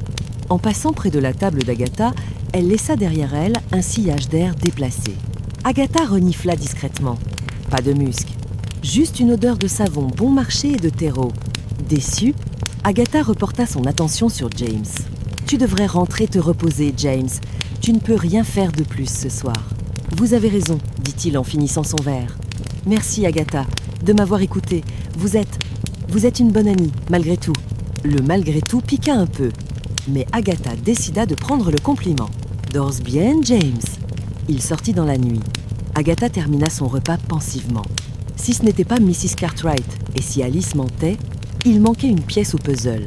Pourquoi Vénétia aurait-elle ramassé un objet brillant ? Et pourquoi riait-elle ? C'est alors qu'une idée lui traversa l'esprit, fulgurante. Le parfum, le musc. Roy avait dit « ça sent la transpiration de chameau ». C'était une remarque typique de la haute société pour dénigrer les parfums bas de gamme. Mais si le parfum n'était pas un parfum de femme ? Si c'était une eau de Cologne pour homme, un peu datée, un peu trop forte, Agatha se figea, sa fourchette à mi-chemin de sa bouche. Elle revit la scène dans son esprit, le sécateur, le ruban, le flacon. Elle demanda l'addition, paya précipitamment et sortit du pub. La nuit était tombée sur Carceli. Les lampadaires jetaient des cercles de lumière jaune sur les pavés. Elle devait vérifier une dernière chose. Une chose qui concernait un autre homme humilié par Vénétia. Pas Martin, pas James. Elle marcha d'un pas décidé vers le presbytère. Elle ne voulait pas déranger les Blocksby, mais elle avait besoin de voir le registre des mariages ou des baptêmes, ou simplement de parler à Alf, car Martin Fielding n'était pas le seul à avoir accès aux produits chimiques du jardinage, et il n'était pas le seul dont la réputation pouvait être détruite par un secret du passé. Mais alors qu'elle passait devant l'église, une ombre se détacha du porche. Madame Raisin fit une voix masculine. Agatha sursauta, serrant son sac contre elle. « Qui est là ?» L'homme s'avança dans la lumière. C'était le jeune vicaire remplaçant, celui qui aidait Alf Blocksby depuis quelques semaines. Un homme discret que personne ne remarquait jamais. Il tenait quelque chose dans sa main. Un sécateur ? Non, c'était juste ses lunettes qu'il essuyait nerveusement. Je vous ai vu passer, je voulais juste vous dire. Faites attention. Les rumeurs disent que vous posez trop de questions. C'est mon métier, jeune homme. Enfin, mon passe-temps. Parfois, les passe-temps peuvent être mortels, dit-il étrangement. Bonne soirée, Madame Raisin. Il retourna dans l'ombre de l'église. Agatha resta un instant interdite. C'était une menace ou un avertissement amical ? Une chose était sûre, à Carcélie, même les hommes d'église semblaient avoir quelque chose à cacher ce soir. Et l'odeur de musc, Agatha jura l'avoir sentie très faiblement flotter dans l'air après son départ. Chapitre 7. Eau de Cologne et eau bénite. Le lendemain matin, Agatha se réveilla avec une conviction inébranlable. L'Église d'Angleterre n'était pas au-dessus de tout soupçon, surtout lorsque ses représentants sentaient le musc bon marché à 10 mètres. Elle s'habilla avec une efficacité militaire, optant pour un tailleur-pantalon bleu marine qui disait « Je suis une professionnelle », tout en y ajoutant un foulard en soie rose vif qui criait « Mais je reste une femme coquette !» Après avoir avalé un café brûlant et caressé distraitement, Hodge, qui dormait sur le grille-pain, c'était chaud, donc c'était un lit. Elle fila vers son agence de détective à Evesham. En entrant dans les bureaux, elle fut accueillie par la vue agaçante de Tony Gilmore. Tony, sa jeune associée, était fraîche comme une rose, ses cheveux blonds parfaitement coiffés, et elle tapait sur son clavier avec une énergie qui donnait mal à la tête à Agatha, rien qu'à la regarder. « Bonjour patronne !» lança Tony avec un sourire éclatant. « Vous avez une mine intense. C'est le meurtre qui vous met dans cet état ?» C'est le manque de sommeil et l'excès de suspicion, corrigea Agatha en jetant son sac sur son bureau. « J'ai du travail pour toi, Tony. Et c'est délicat. » Tony s'arrêta de taper, l'œil pétillant d'intérêt. « J'adore le délicat. On parle d'adultère, de fraude fiscale, on parle de clergé. Je veux que tu te renseignes sur le nouveau vicaire remplaçant de Carcélie, un certain Julian. Je ne connais même pas son nom de famille. Il aide Alf Blocksby depuis 3 semaines. Julian Fletcher compléta Tony immédiatement. 32 ans, célibataire, originaire de Birmingham. Il a fait ses études de théologie sur le tard. Avant ça, il travaillait dans, attendez, la vente de voitures d'occasion. Agatha écarquilla les yeux. Comment sais-tu tout ça ? C'est mon métier, Agatha. Et puis, il est mignon. Toutes les filles du village ont déjà googlé son nom. Pourquoi ? Il est suspect. Il sent le musc, dit Agatha d'un ton lourd de sens. Le même musc que celui trouvé près du cadavre de Vénétia. Et hier soir, il rôdait près de l'église en me disant de faire attention avec un air de croque-mort. Tony fronça les sourcils, tapotant son menton avec un stylo. Un vendeur de voitures devenu prêtre. C'est un sacré virage professionnel. La rédemption, peut, être, ou la fuite. C'est ce que je veux savoir. Trouve-moi s'il a un lien avec les Crosseurs. Ou avec Londres. Vénétia connaissait tout le monde. Si Julian a un squelette dans son placard, Vénétia avait sûrement la clé. Laissant Tony à ses recherches numériques, Agatha retourna à Carcélie. Elle avait besoin de confronter sa source la plus fiable et la plus morale, Madame Blocksby. Mais elle savait qu'attaquer un collègue du clergé serait un terrain miné avec la femme du pasteur.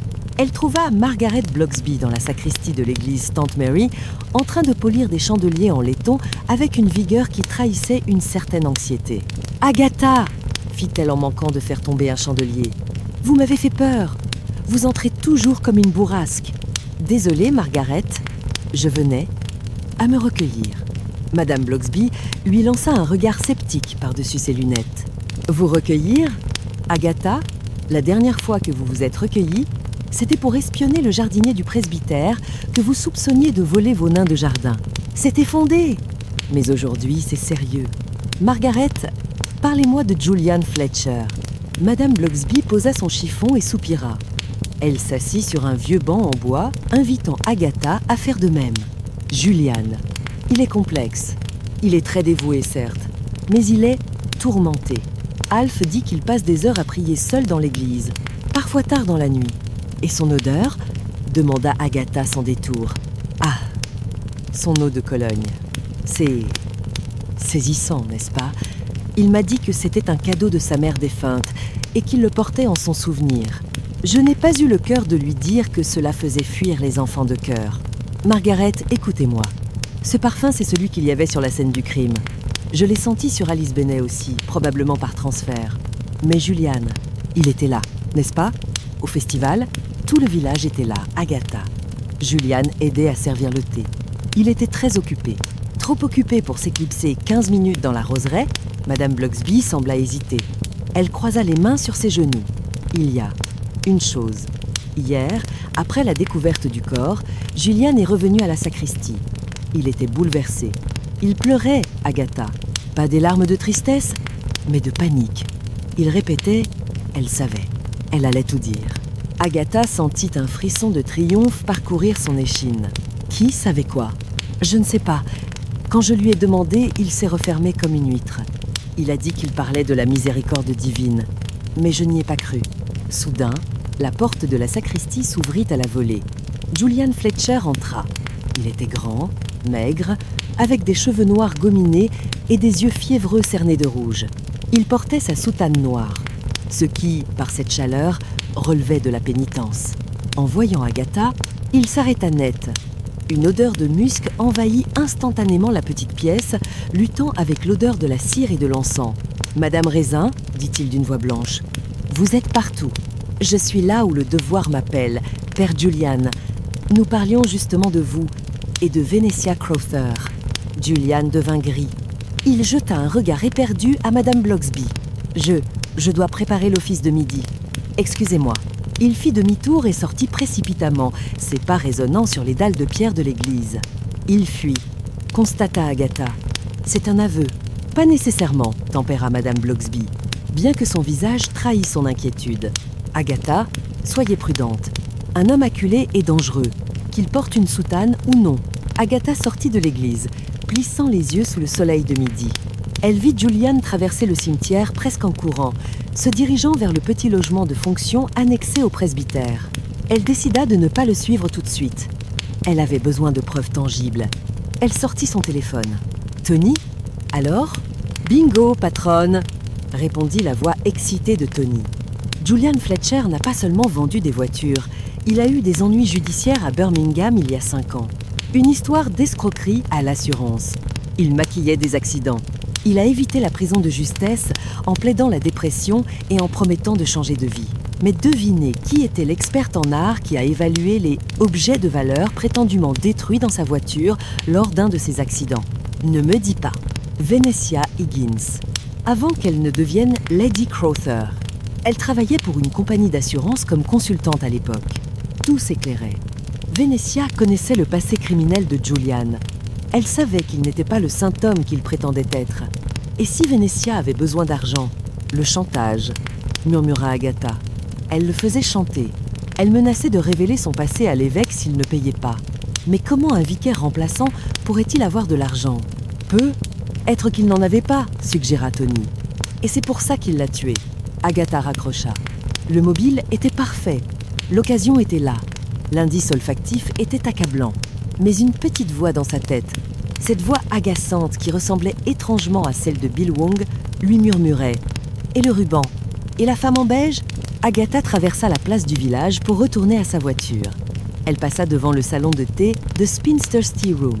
À travers la vitrine, elle vit un groupe de dames attablées, le fameux chœur des commères. Elles étaient excitées, agitant leurs cuillères comme des baguettes de chef d'orchestre. Agatha entra, faisant tinter la clochette. Le silence se fit, puis les conversations reprirent. Un ton plus bas.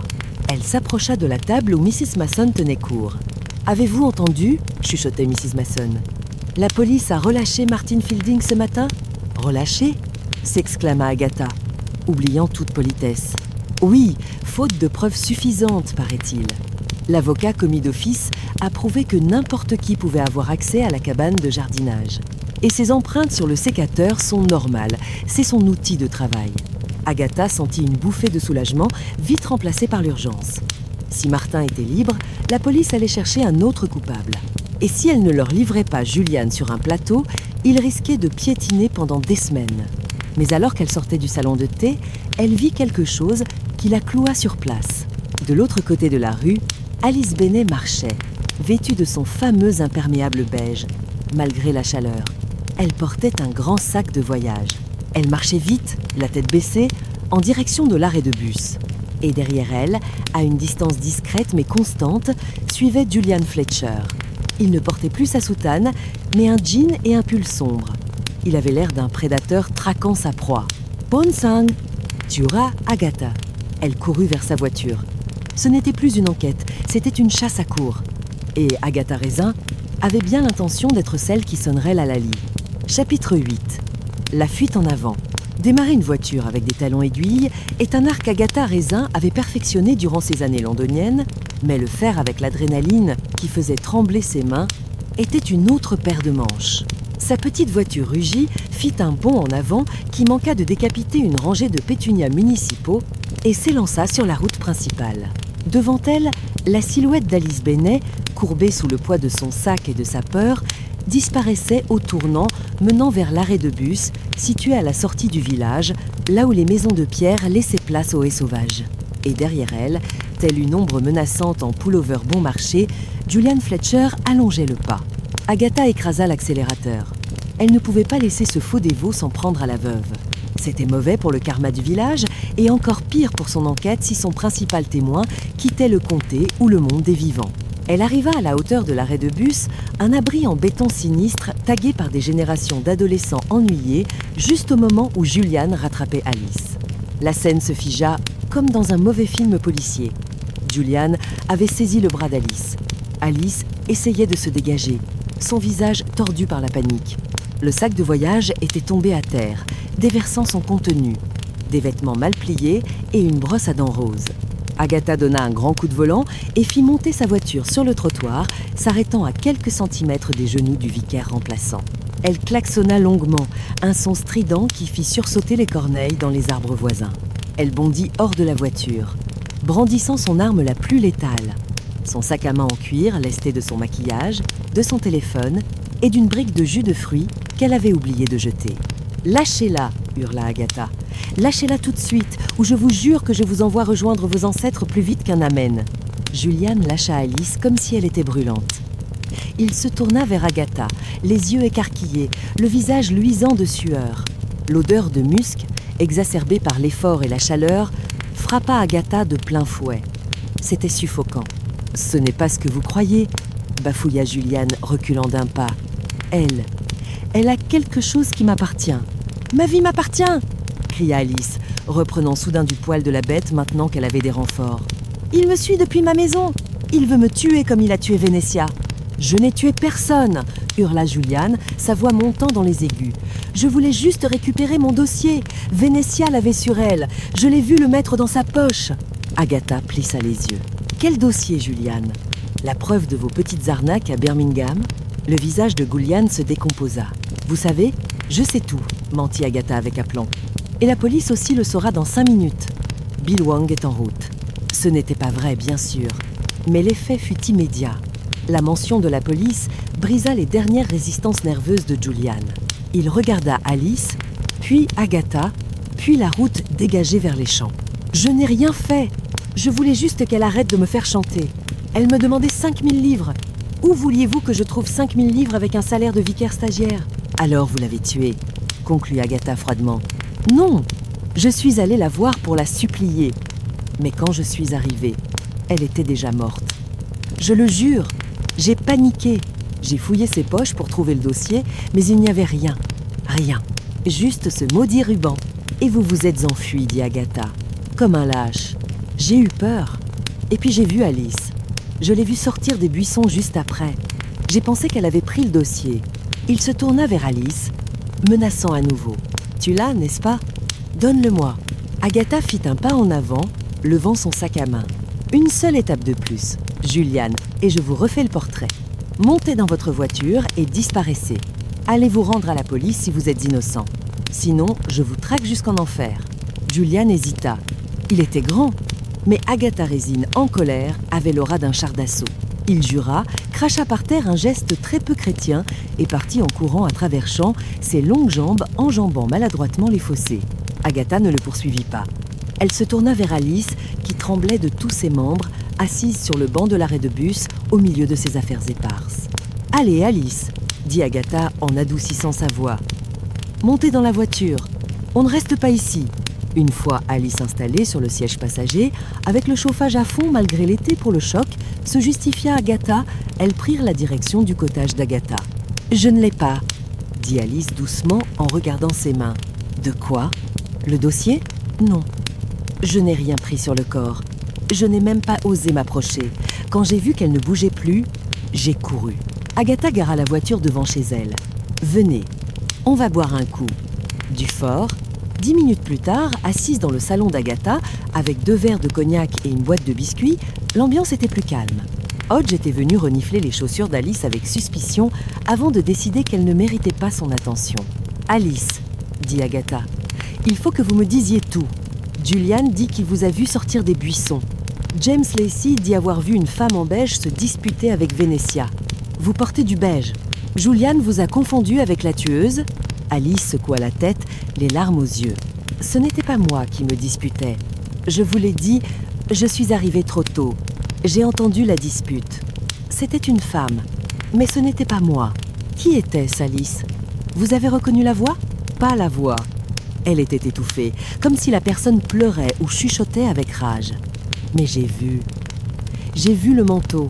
Un manteau beige ? Comme le vôtre ? Oui. Un trench coat classique.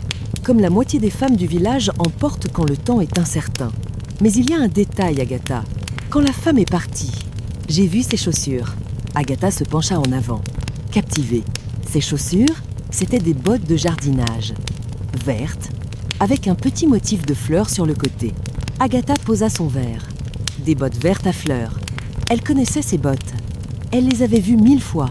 Mrs. Cartwright, la jardinière enragée. Celle qui avait été humiliée publiquement. Celle qui avait accès à tous les poisons possibles. Celle qui avait un sac en toile au pub d'où dépassait un tissu beige. « Et le dossier de Julian ?» demanda Agatha, essayant de connecter tous les points.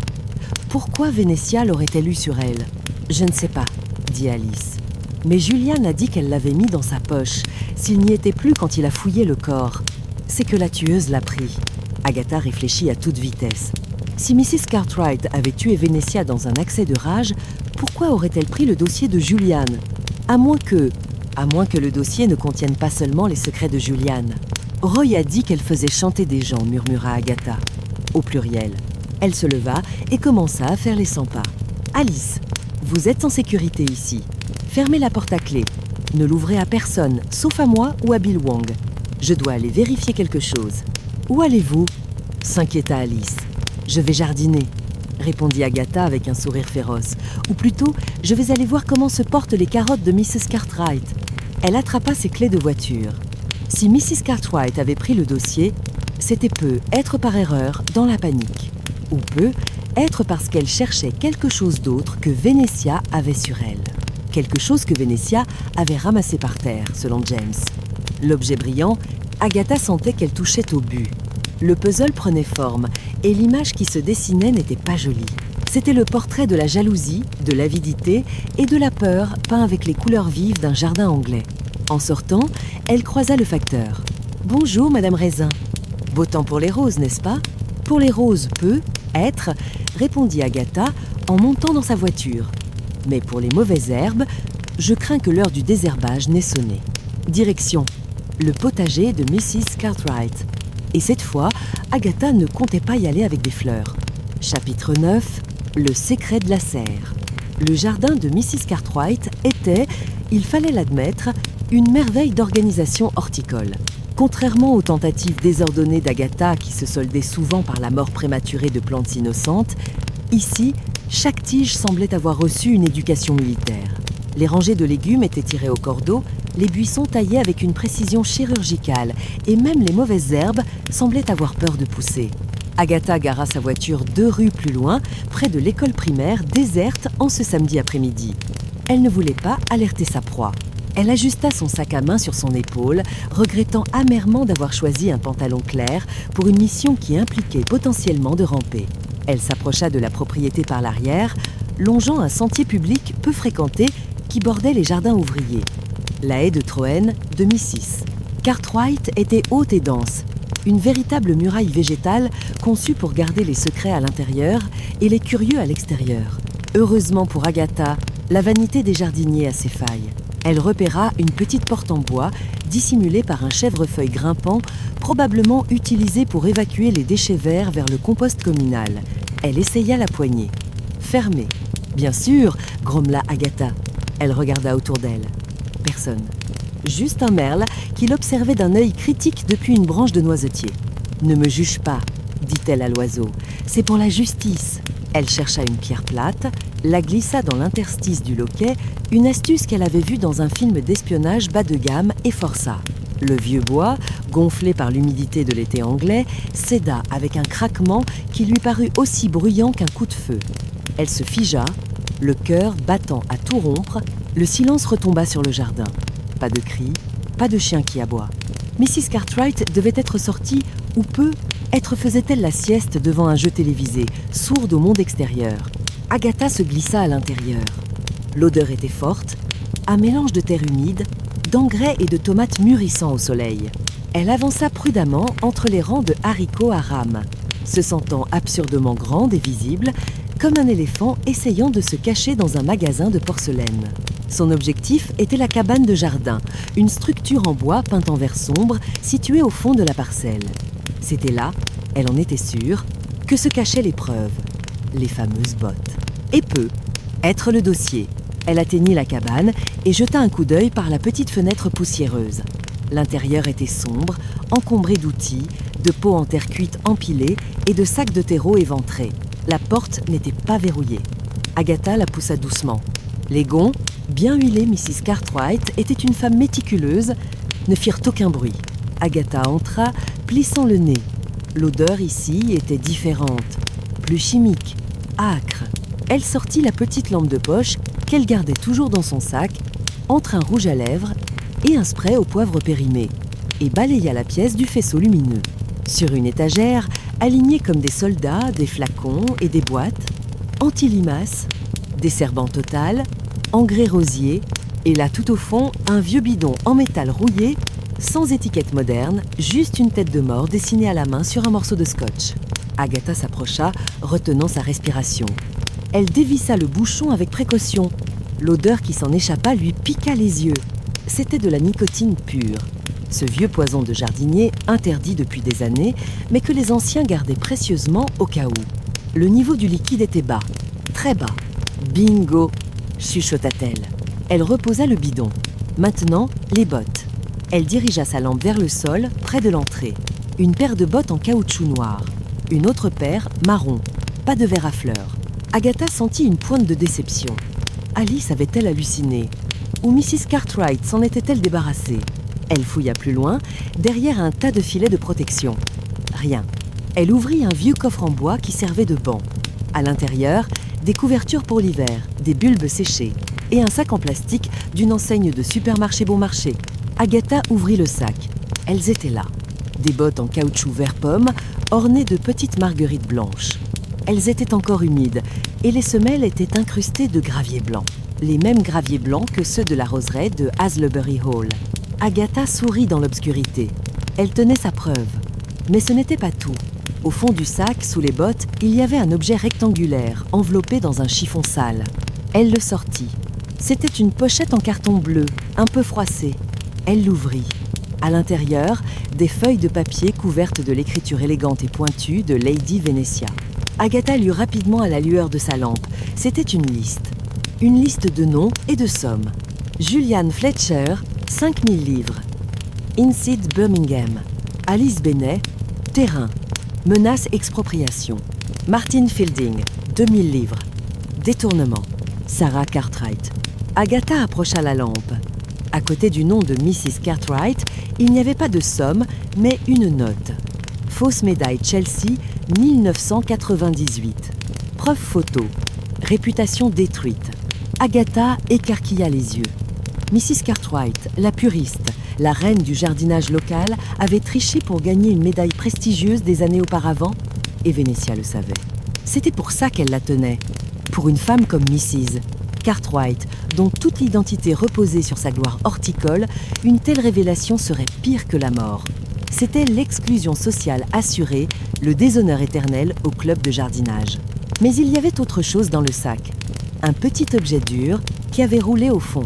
Agatha plongea la main et en ressortit un objet brillant. C'était une broche. Une broche en argent bon marché, en forme de sécateur, incrustée de faux diamants. Le genre de bijoux fantaisie qu'on gagne dans une foire ou qu'on achète par correspondance. Agatha se souvint des paroles de James. Vénétia a ramassé quelque chose et elle a ri. Vénétia avait trouvé cette broche par terre, probablement tombée lors de la dispute. Elle avait reconnu le bijou ridicule de Mrs. Cartwright.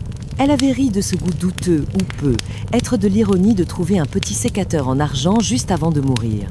Ce rire avait été sa dernière erreur. Il avait scellé son destin en faisant basculer la colère de Mrs. Cartwright dans une rage meurtrière. Agatha remit tout dans le sac. Elle avait tout ce qu'il fallait. Le mobile, l'arme, le poise, la présence sur les lieux, les bottes et les graviers, et l'élément déclencheur, la broche et le rire. Elle se releva, prête à filer chez Bill Wang pour triompher.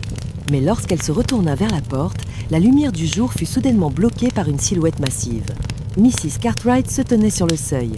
Elle portait son tablier de jardinage et dans ses mains gantées de cuir épais, elle tenait une fourche à bêcher dont les dents pointues brillaient dangereusement. « Vous êtes bien curieuse, Madame Raisin, » dit-elle d'une voix calme, trop calme. « On ne vous a jamais appris qu'il ne faut pas fouiller dans les affaires des autres ?» Agatha recula, heurtant l'étagère derrière elle. Le bidon de poison vacilla. « Mrs. Cartwright, je cherchais mon chat. Il s'est sauvé. Votre chat ne porte pas de bottes vertes, je suppose, répondit la jardinière en avançant d'un pas dans la cabane. Et il ne lit pas les dossiers confidentiels. Elle ferma la porte derrière elle d'un coup de talon. L'obscurité se fit plus dense, à peine percée par les rayons de soleil filtrant à travers les planches disjointes.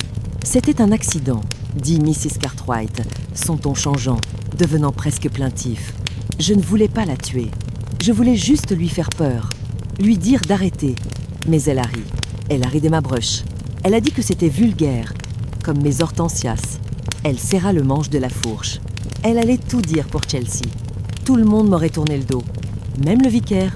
Je ne pouvais pas laisser faire ça. Alors vous l'avez empoisonné, dit Agatha, essayant de garder sa voix stable tout en cherchant désespérément une issue ou une arme. J'avais le bidon dans ma poche, pour les pucerons des rosiers du manoir. Je l'ai aspergé, juste un peu, dans son visage, quand elle riait la bouche ouverte. Elle arrêtait de rire très vite. Mrs. Cartwright fit un nouveau pas. La fourche était maintenant levée. Et vous savez ce qu'on fait avec les parasites, Madame Raisin ? On les élimine. On les enfouit profond dans le compost. Agatha avala sa salive.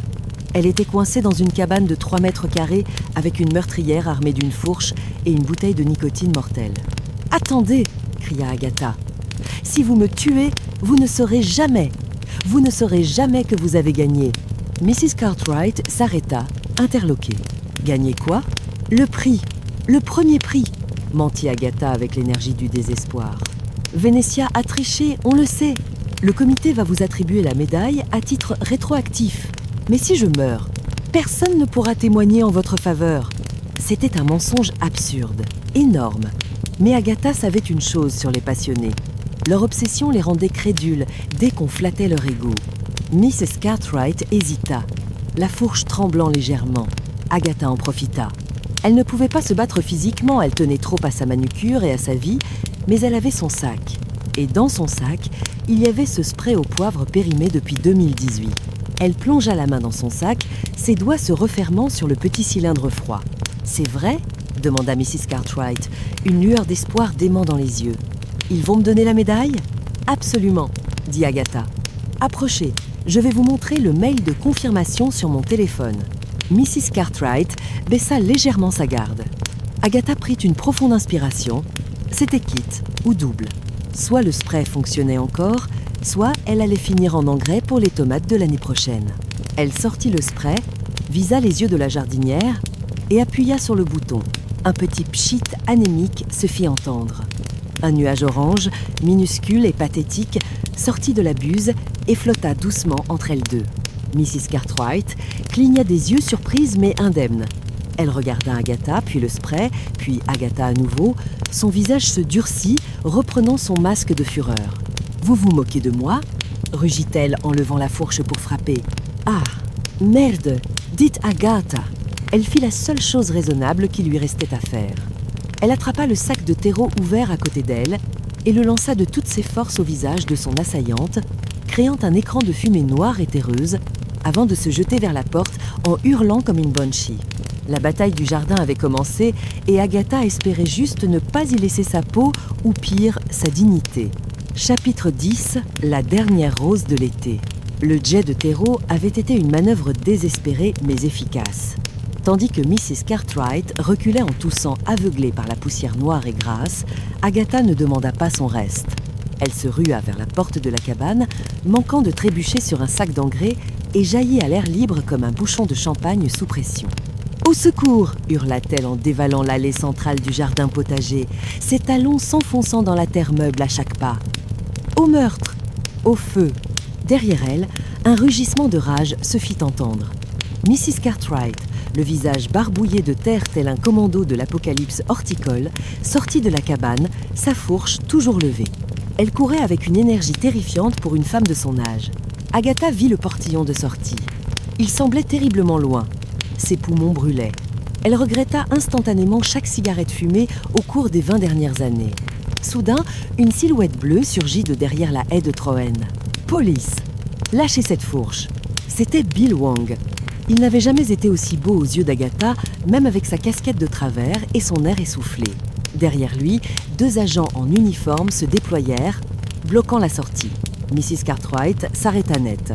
Elle regarda la police, puis sa fourche, puis Agatha qui s'était effondrée sur un massif de courgettes, haletante mais vivante. L'instinct de conservation de la jardinière s'évapora, remplacé par une résignation amère. Elle lâcha l'outil qui tomba lourdement sur le sol. « Attention aux haricots !»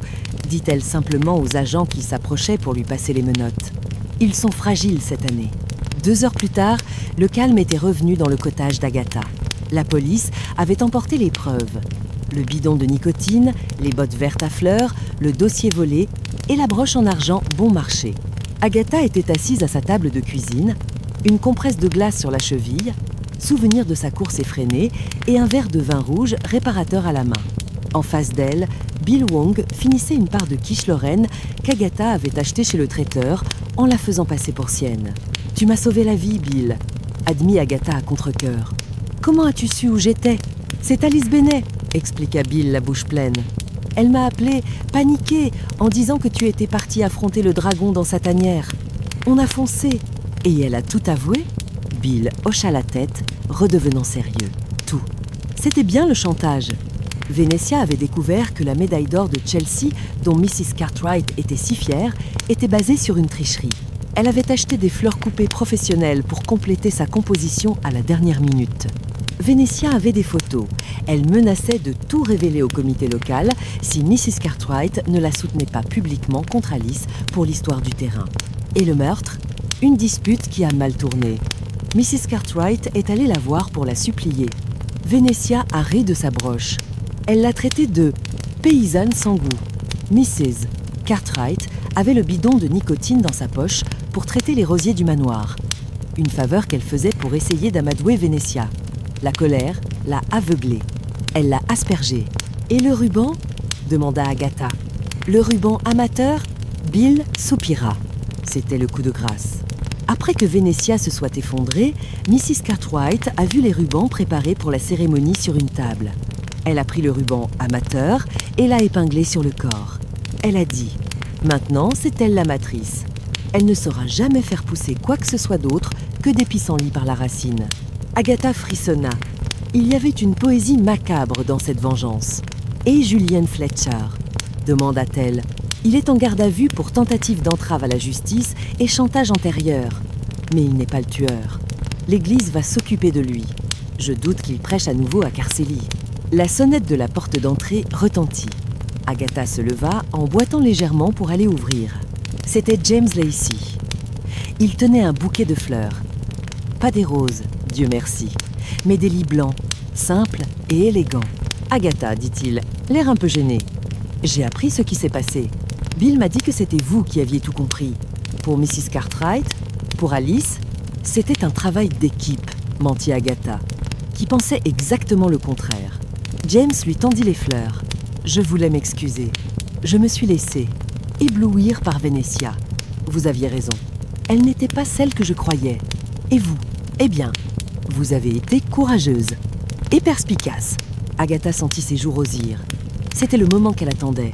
Le moment où il allait tomber dans ses bras et lui déclarer sa flamme éternelle. « Merci, James », dit-elle doucement. « Voulez-vous entrer, prendre un verre ?» James hésita, regarda sa montre, puis le ciel qui s'assombrissait. « Je ne peux pas ce soir, Agatha.